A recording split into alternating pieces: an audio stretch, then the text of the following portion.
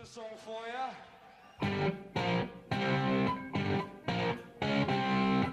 You're listening to Deep Purple Smoke on the Podcast. I will do one episode for each song the band recorded in the studio. However, this is a fan podcast and not band endorsed. It's more of a tribute to their long history, well beyond just the hits, and my way of giving something back to a band that has given so much to me. Let's dig in!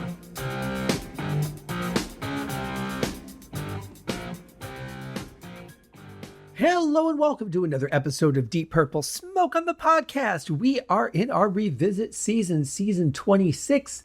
This should be episode 22, although I don't know what day it's going to air, as it could be Monday or easily may not be Monday. Thank you to anyone who is still a patron of the show. Thank you to everyone who has shared, liked, let people know about the podcast, and reviewed it, especially on Apple Podcasts. Thanks, everyone, for even sticking with the show this long, or if this is your first episode, weird place to start, but welcome. Appreciate all of you and all of your efforts to enjoy what I'm doing here. So we are going through all the songs we've already been through. These are ones that I reviewed with a guest. And if this is your first episode, when you are running a podcast and you have a guest, your focus is a little bit different. You're managing more things. You're more involved in conversation than you are looking at things your own way. And so there are things that I have found that I missed during those episodes. And so I decided I'll revisit all these songs by myself and see what I find that we didn't talk about in the original episode. Now, the strategy, and it's worked fairly well so far, is to wait about a week after the episode was recorded and then record this revisit. The reason I don't wait until it's closer to the air date, because right now it is July 20th, 2025 as I'm recording this. The reason I don't wait until closer to the air date so I know when it's actually going to air is because I don't want to forget all the things we talked about. If I wait a week, I've gotten away from the song enough to be able to gain a fresh perspective on it, but I've also, stand a good chance of remembering the majority of the things that we talked about with my guest. This episode 22, is going over the song Knocking at Your Back Door, the intro song to the album Perfect Strangers, the reunion album that was long awaited. And I reviewed this song with my buddy Chaz Charles from the Rush Rash podcast, from the Regarding Series podcast. God only knows which one he's on now as this airs, a year or so from now, like 11 months, 10 and a half months from now.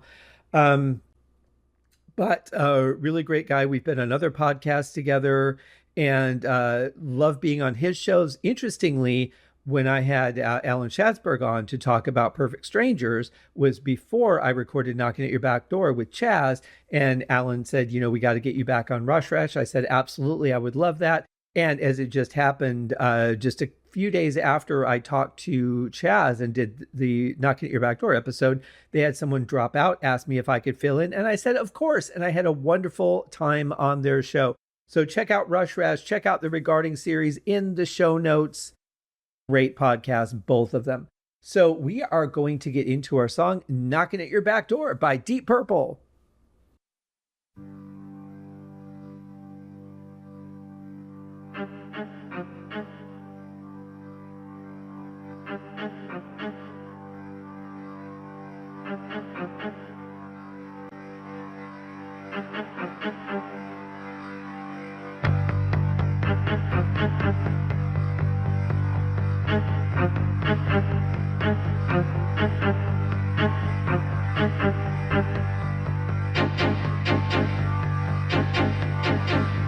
I still love these sounds, from thinking about people have been waiting for this album for a while. They get it. If they got the cassette, they're listening in their car. If they got the vinyl, they're waiting until they get home to check out this amazing new album by Deep Purple, and they hear these sounds. So right off the bat, you get the Hammond. Classic part of the Deep Purple sound. So you're already smiling. I mean, just at that alone, you're already smiling. You get these stabs. You wouldn't know it's John, because I would still say you would think it's done on guitar. You would think it's Richie. They're very staccato and they sound great. But all the live footage that I looked at, because Chaz and I talked about this, is just showing John Lord. So if Richie is playing along with John, it looks like John's playing him on a synth, probably like an orchestral type patch, some sort of string patch that either you let go quickly and it kills a note, or it's just programmed to play a staccato note. They're done all different ways. I've got tons of sounds that are just like that in my libraries. But they never show Richie. I've never seen one with Richie. So unfortunately, I don't know if Richie's playing along or not. I do know that John Lord is making the sounds, though. Then you get Roger's bass coming in. Oh my God, does it sound so good? And the most amazing part of it is how human it is. It's not precise. Every note doesn't sound the same. It's not done on a keyboard in MIDI. This is a real person playing a real instrument like a human being. Thank God. Of course, I can't remember when MIDI was invented. I think it might have been 83 or so. So, I mean, it's possible they could have done it, but you know what? When you got Roger Glover, why would you do MIDI bass? I mean, that's just silly.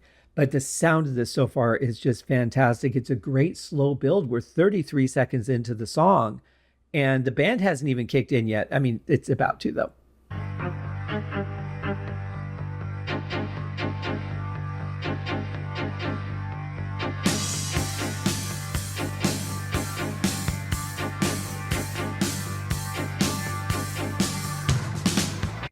I love where Ian Pace comes in. Instead of coming in on the kick drum with a crash cymbal where you would expect, he waits until the snare comes in there. It's a little bit of a surprise until you get used to it.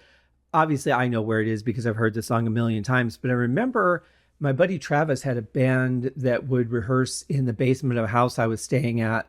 And this would be back in the, fall of 90, I want to say. Yeah, it must have been fall of 1990. Or early winter of 90.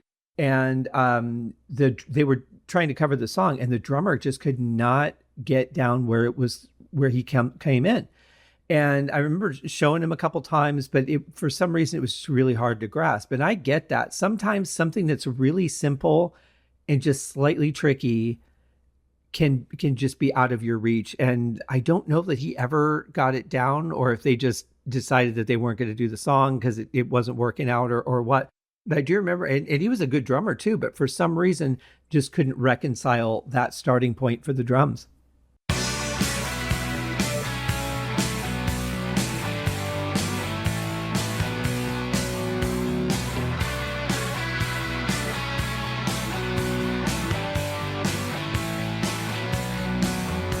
This is a great rock and roll riff. It's interesting. It moves. It's not technically difficult. It's not fast. It's something that anyone can listen to and follow along with. You got to love it. You just have to love it. And I love the sound of Richie's guitar on this album.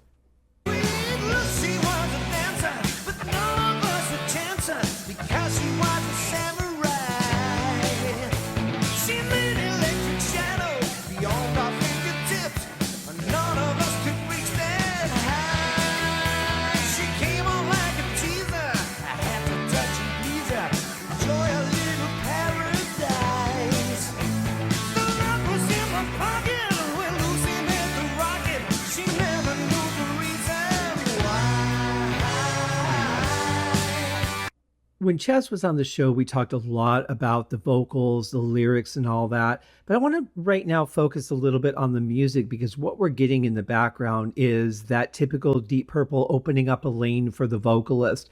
We're going to play a riff. It might go underneath some of the vocals, but mainly we're playing in between vocals. When the vocals are stopped for a few seconds, we're going to do something a little more intricate, but really just give a lot of space to the singer to tell their story, to have their say.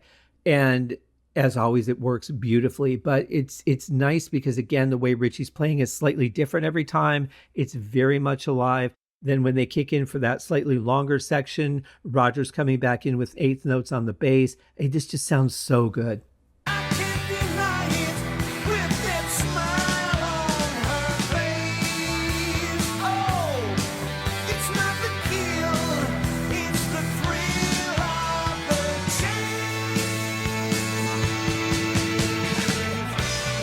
Sound is fantastic here. Everything is cutting through. I can hear the organ, I can hear guitar, I can hear bass. Of course, I can hear the drums. I can always hear drums.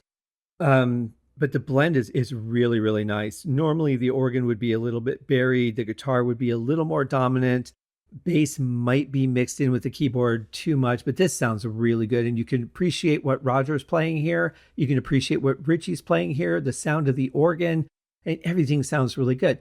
The only thing that I don't want to say lackluster, because I don't think that's the right word. When we did the original review, I played a clip from Ian Pace where he talked about why the drumming was much simpler on this album. And I still don't really know that I agree with what he was saying. It was different times. I mean, you look at a lot of music that was out, the British New Wave and stuff, a lot of it was very straightforward because it was programmed, not because it was played by people. And he said, you know, he was talking about the fact that the new music doesn't work that way. And I still argue, and Chaz and I talked about this, but I still argue Deep Purple was one of the pioneers of creating the sound, right? The way hard music should be. So to come back in the 80s and say, well, music works differently now. Well, it works how you decide it works. And so it was definitely a different approach. I mean, even if you look at the last, maybe not so much Saints and Sinners, which was the last Whitesnake album he was on in the studio, but listen to Ready and Willin'. You know, the drums on that were very exciting. And you get to this and it's pretty straightforward. He's not, a lot of times he's just playing half notes on the hi-hat, not even playing eighth notes to keep up with the tempo or move the song. He's very laid back in a lot of this album. And sometimes it fits, but I feel like there's times where he could have come up a little bit more in this or done, you know, a couple of bigger transitions. We will get to one really cool one in a bit. But I would say that's the only thing that I think is missing. But I get where he's coming from. I just don't agree with him. And I also don't know exactly what he means, I guess, when I think of the fact that we had drummers like Stuart Copeland out there. You know, listen to any Police song and tell me that drums are laid back. They are not.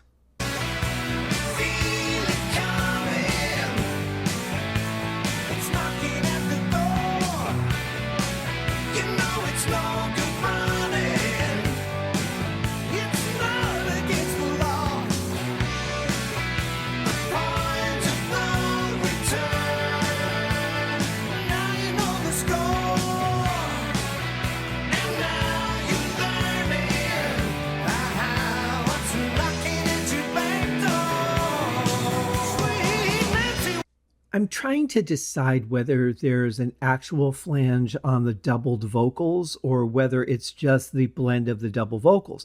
I've had that happen where I don't know if it's you're singing it exactly the same or if there's some slight variance that causes it. I've never known the background on it, but where you sing and you do a layer and it sounds like a flange. In fact, I've always found it curious that Paul McCartney is said to double his vocals and I never hear that. So I don't know if it's a technique or what it is, or if it's, in this case, they are actually using a slight flanger on it because it's very subtle. But I do like the sound of the vocal layers on this one.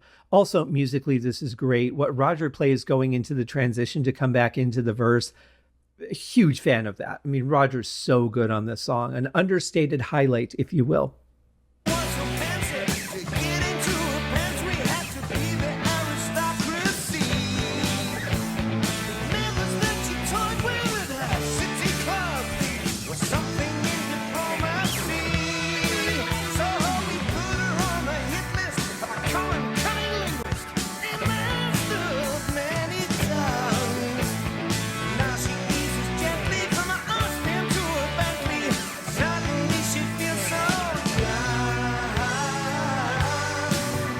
One of the great things about this song and trying to remember what it was like to hear it for the first time, which I don't think I exactly recall, but something I noticed is just how smooth and natural this whole thing sound. I mean, Ian singing great, thinking about him coming off the Born Again album and doing this, everybody else just playing the way they play, very natural.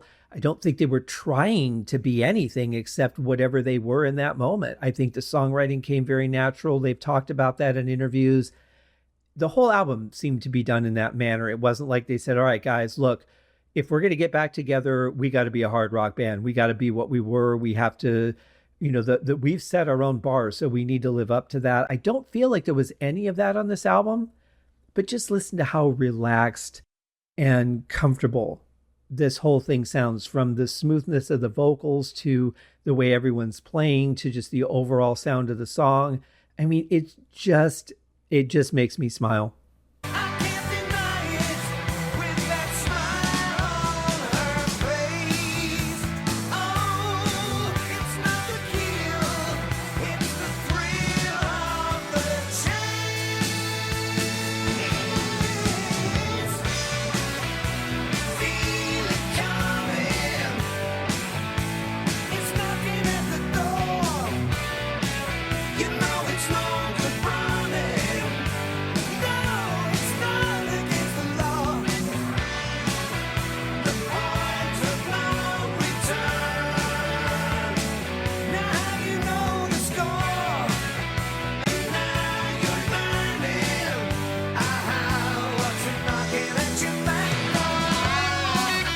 Even some slight changes in the way Ian's singing the chorus give it life. You know, it takes away from the repetition. And let's face it, we've talked a lot about repetition throughout the seasons of this podcast.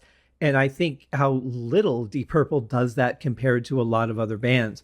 Growing up in a house that played a lot of 60s and 70s music, a lot of that stuff was repetitive. Choruses in general are repetitive. That's why they're so recognizable, because they're catchy, and they should be catchy, and they're repeated. So that part of the song you hear more than any other part of the song. You hear a solo one time, twice if there's two solos, but each solo you only hear one time. A chorus you might hear 2, 3, 4, 6, 10 times. If the song fades out with that repeated chorus, then you're hearing it over and over and over again. So I like when they change things up to take away some of that monotony. That makes me very happy.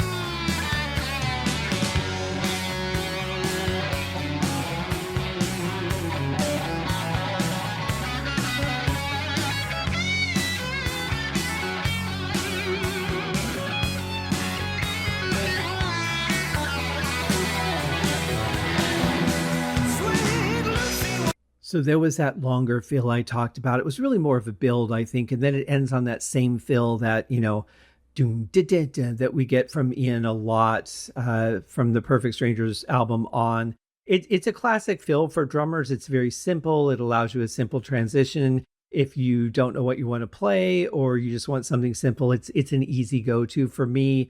I don't really care for it because I've heard it so much. But as a drummer, I'm probably going to pay more attention to that than most other casual listeners. But the solo is pretty good, especially the last part of it. I just think it's too long. I think it's unnecessarily long. The song is 7 minutes and 5 seconds. Doesn't really need to be. I don't think that we benefit a whole lot from having a solo that long. It's nicely played, but I feel a little bit of it disconnects from the song a little bit, especially in the first half. But I think it's just because I'm so used to hearing it that I haven't really thought that much about it. The last part of it, though, absolutely fantastic. The way we come back into the song to go into the final verse, which is part of a repetition of part of the first verse. Still not I guess Chaz had a good theory on why we're hearing the story of Lucy again when we've already been past Lucy and through Nancy, and why are we talking about Lucy again? But maybe he was right. Maybe it's like the one that got away still haunts me. I could go with that because I don't see any other reason to return to talking about Lucy. We already know who she is. We know what she does and doesn't do. We should be hearing about a third opportunity, I think, at this point, if we're going to have another verse. So to me, this wouldn't be a song where I would repeat the first verse. I would either just not have any more verses, or even if you just did, then I met Jill and she was quite a thrill, or, whatever you're going to say. I probably would have preferred that than going back to Lucy again.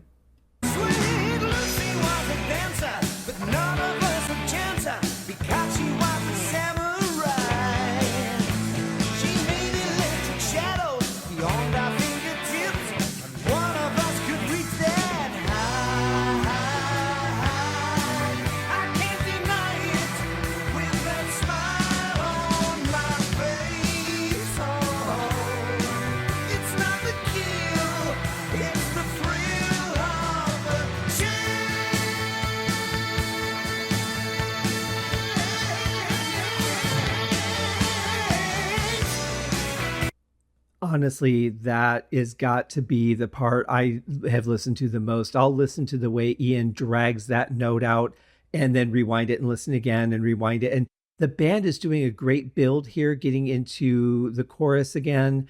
Love the way that sounds. I love also when Ian starts singing Feel It Coming, I love the sound of the organ behind that. Just beautifully mixed. It cuts through very nicely. I don't know if I mentioned it earlier, but when we listened to Richie's guitar solo, I meant to say, go back and listen to that again, but just try to ignore Richie and listen to what Roger's doing, because he is whipping up some magic on that bass that I don't know where he gets these ideas. I don't know what it is about the way he feels music as a bass player, as opposed to writer, producer, that sort of thing. But there's something about the way he feels music when he's got the bass guitar going. And some of these things he comes up with, even as a songwriter myself, an incredibly amateur bass player myself, I can say I'm just dazzled with some of the ideas that man comes up with.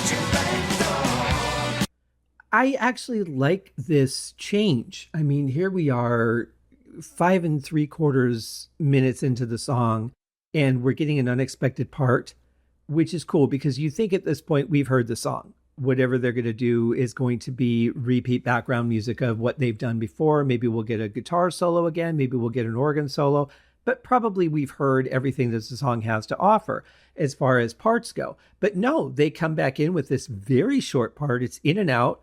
It's got that wonderful hi-hat driven beat, and the guitar sounds a little bit different. It sounds a little thicker. I don't know if he threw a switch or double tracked it or what, but the guitar does sound slightly different here. It stands out a little more. Maybe they just bumped it up in the mix or put a slight chorus on it. I'm not sure, but it does sound slightly different. And then they just are right back out of it. Great fill going into the final stretch of the song.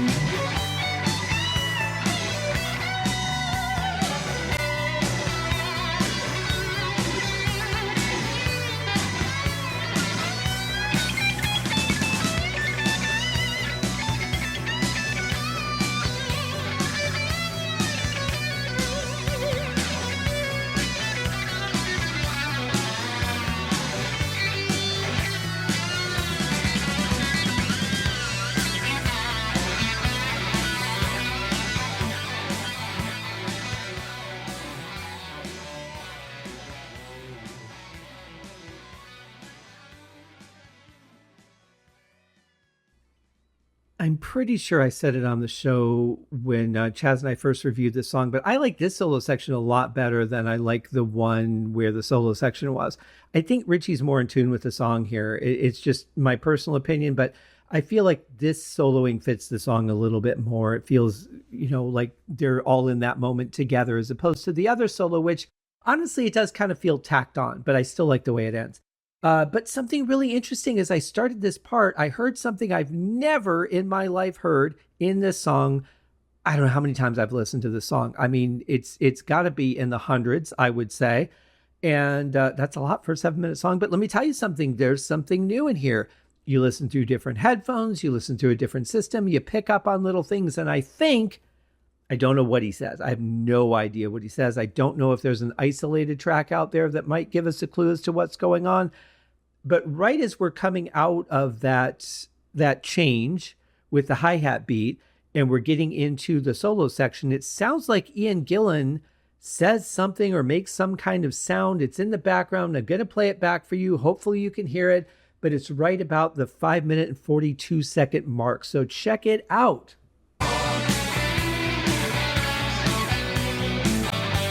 I'm sorry, it covers 543 and 544. I forgot I set the file a couple seconds back so we could move into it instead of just hearing it and not having any perception of where it is. But that's, yeah, it sounds like he says or does something, or somebody does. I can't say it's Ian for sure because I can't tell the voice, but it sounds like Ian.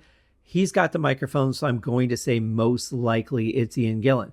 Could easily be someone in the booth, forgot the talkback mic was on, or was, for some reason being recorded, whatever, don't know. But there's something there, which I think is really interesting. Overall, this is a fantastic song. Great way to kick off the reunion album. Message notwithstanding, Chaz and I talked about what the topic of the song is and what they got away with, especially that line, "to get into her pants, we had to be the aristocracy." I mean, not even trying to be subtle about it, which is interesting. And I mentioned that's a great David Coverdale lyric. And before we give David the final word for this episode of Deep Purple Smoke on the podcast, I want to thank you guys for listening. I hope you enjoyed my re-review, my solo deep dive into this song.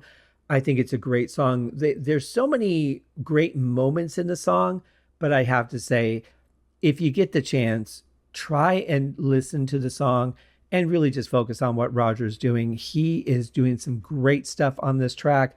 Absolutely love the bass. And that will do it for me for this episode. We'll see you guys on the next show. And like I said, let's give the last word to David Coverdale. Just to get in your pants.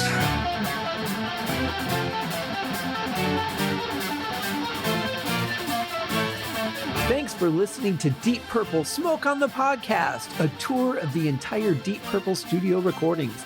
Please remember to give the show a rating on Apple Podcasts or wherever you're listening.